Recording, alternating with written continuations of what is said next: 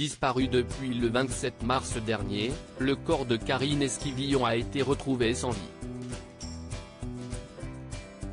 Son mari, Michel Pial a avoué l'avoir tué, selon les révélations de nos confrères du Parisien, qui dévoilent également l'ignoble subterfuge du mari pour rassurer leurs enfants quant à la disparition de leur mère. C'est une nouvelle affaire de disparition inquiétante qui a ému la France. En mars dernier, Karine Esquivillon, mère de 5 enfants, disparaît brutalement.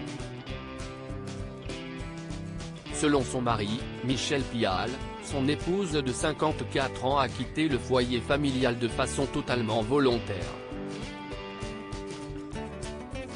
À plusieurs reprises, il a demandé à son épouse de lui donner un signe de vie et de rentrer à la maison.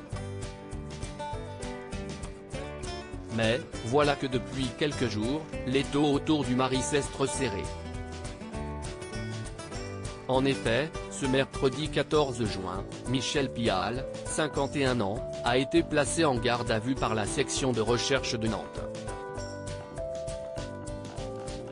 Et selon les informations de nos confrères du Parisien, l'homme est passé aux aveux.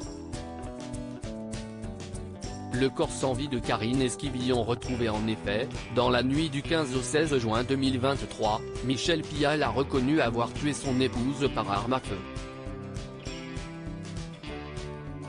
Sans donner de mobile pour l'instant, il évoque un accident dans des circonstances encore floues, précise nos confrères du Parisien.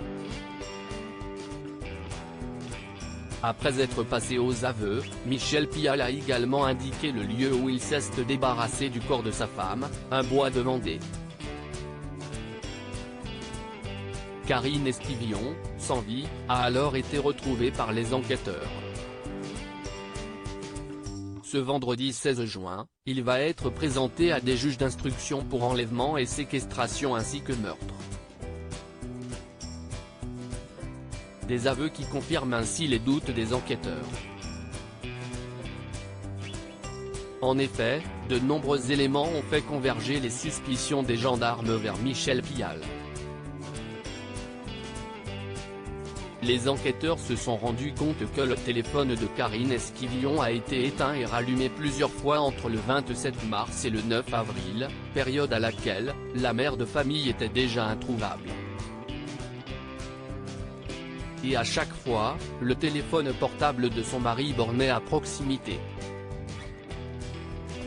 Les enquêteurs le soupçonnent d'avoir utilisé le téléphone de son épouse pour brouiller les pistes et envoyer des messages rassurants à des proches de Karine, dont leur propre fille. Deuxième élément, Michel Pial a indiqué à plusieurs reprises que sa femme était partie en emportant une grosse somme d'argent et également le livret de famille. Or, ce document a été retrouvé à leur domicile, lors de la dernière perquisition. Les enquêteurs vont devoir désormais trouver le mobile de ce crime. Michel Pial reste innocent des faits qui lui sont reprochés jusqu'à la clôture de l'enquête.